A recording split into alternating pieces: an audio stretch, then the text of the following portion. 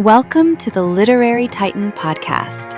In every episode, we dive into a book we've just read and share our thoughts, from best-selling authors to rising literary stars.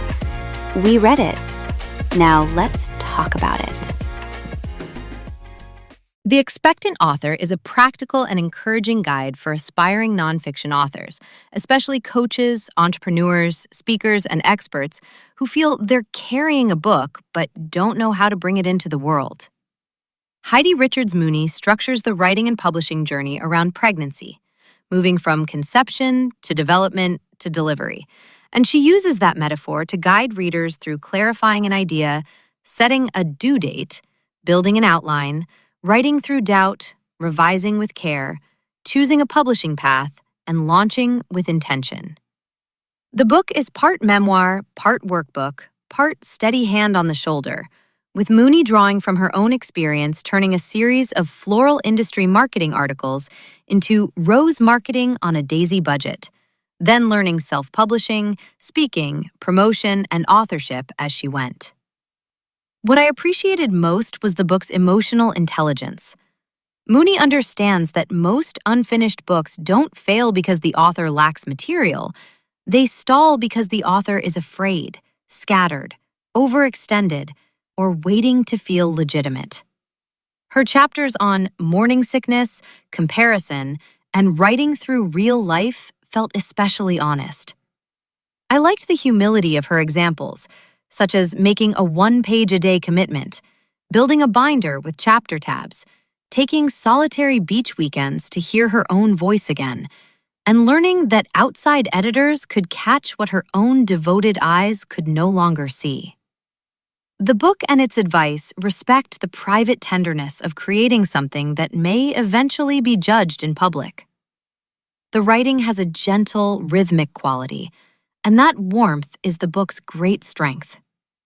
Mooney writes like someone who has sat across from many would-be authors and heard the tremor underneath their ambition. I found the book most compelling when the metaphor gave way to lived specificity.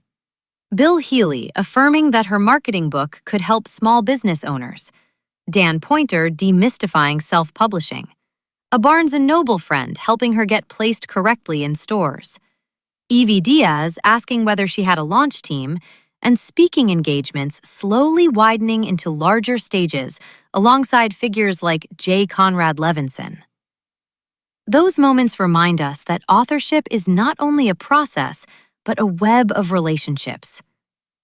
I found The Expectant Author to be a sincere, useful, and motivating guide, one that treats a book less as a product to be manufactured than as a message to be carried responsibly into the world. Its ideas are not radical, but they're wise in the way practical truths often are. Finish the thing. Get help. Keep returning. Don't confuse perfection with integrity, and remember the reader waiting on the other side. I'd recommend it to first-time nonfiction authors, especially service-based professionals and entrepreneurs who need structure, reassurance, and a grounded path from idea to publication. It's best for readers who want both a plan and a little tenderness as they learn to deliver what they've been carrying. Thanks for joining us on the Literary Titan podcast. If today's review sparked your interest, be sure to pick up a copy of the book and experience it for yourself. If you enjoyed the episode, don't forget to subscribe, leave a rating, or share it with a fellow book lover.